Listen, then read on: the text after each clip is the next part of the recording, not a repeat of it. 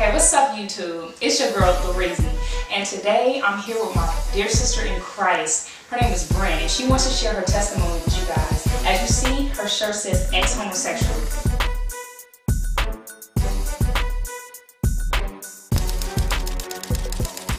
For those of you who don't know, I have been a Christian for almost 2 years now, a real Christian. And the reason why I'm just now sharing my testimony is, honestly, I just really thought, since I was in the lifestyle so many years ago, I just didn't think it was relevant. I wasn't a person who felt like I was born gay. I didn't have like a quiet, dark little secret about trying to live one life during the day and, have, my closet at home. That wasn't me at all. I simply just was involved in the lifestyle because I just wanted to try it. I was just wanting to just do something new. Right. I got involved with a lady prior to my 3-year relationship with a girl, just because she was interested in me and it flattered me, so I gave in to that. And then from that I had another sexual encounter with a girl. So by the time the one girl had shown interest in me, I just was all in, so I just did it, I was open to it. So the reason why I'm sharing my testimony now is just because I just want young people to know, this is something that is so easy to get into. I mean, the discussion is always there. It's in the media, it's on TV, it's acceptable. It's in the schools now. I mean, it's everywhere, and I just want people to know, man, God takes this very seriously, and it's not okay with Him. Right, that's good.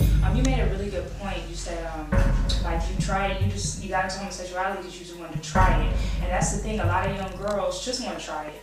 They think, oh, I just have one sexual experience with another girl or a young man. I just have one sexual experience, and they think they can just walk away from it. Can you explain a little bit about just the bondage of being in it? You were in it for 3 years, and so many people think, oh, I'm just gonna do this one time or just this second time, and that's it. But that's not true. You can actually get caught in it. It's so true. The first thing I'll say, with all the times that I had sexual encounters with women, I had to be drinking. I couldn't just be in my own sober mind. I had to get out of myself to even go there.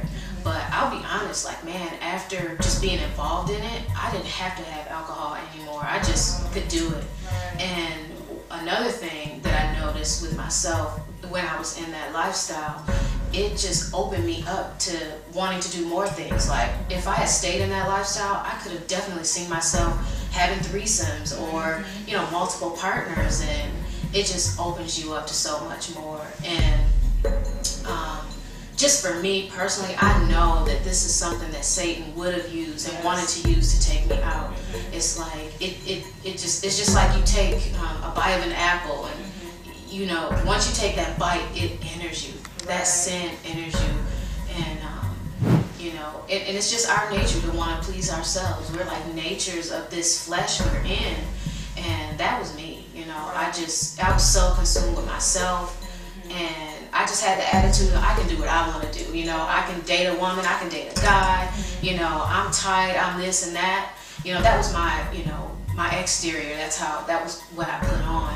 But inside, I really was just looking for love. So I just allowed that to let me just go knock on any door and just open myself up to anything. So when you and I was talking earlier, you mentioned you had a void, and even you just said it right now, you were just looking for love. And that's the thing with sin, just sin in general. People are always looking to gratify that void that's inside of them, whether it's drinking, like you said, or having a same-sex partner, or whatever they're involved in. We know only Christ can fulfill that void. Only God can really fulfill that void. And so the lie is, oh, just try this, try that. And girls always tell me, okay, I started off with males, sleeping, fornicating, but then it went to females because I was okay, the guy's not fulfilling me, so now I have to go to a woman. I chased so many things in the world, and for a person who did not have a Christian background, I didn't grow up going to church in the home, and it wasn't I was born in the church. I didn't have that. I grew up very early, just really learning to just be a survivor and just living for me. me and making the best of my life, like, so to speak, like, this is the hand I've been dealt, so let me just make the best of it. So I jumped through so many hoops, like, just living a life strictly for myself. But now that I am in Christ, I realize, and I can look back on all those doors that I entered.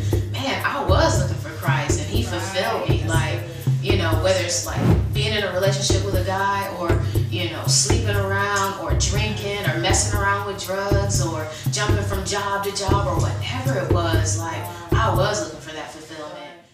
I was just talking to the Lord one day, and I was like, man, you know, I don't really have to, it's cool, like, I don't have to really say anything, but He was like, man, if you had died at any point before you came to the full knowledge of me, I would have judged you like you were homosexual, even though I was in that lifestyle like almost 10 years ago.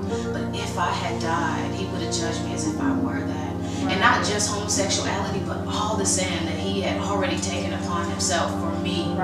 So I was just like, man, I'm done. Like, I know that someone can relate to the fact of not feeling like they were born gay, or not feeling like, you know, they have a closet at home. Like, there's people out there that are curious, they just want to experiment, they're getting peer pressure, they're seeing it on TV, they're hearing it in the songs, the schools are introducing it. I want them to know, man, God is not pleased, and Satan wants to take them out. He will take them out if they just play with it. The desire and just the whole air of that homosexuality is not going to go away. Like, this world is going to continue to push that. It's going to always be on one hand. You might have one friend that's talking about doing or has done it. You might see it on some TV show on HBO late night. You might hear it on the new song on the radio.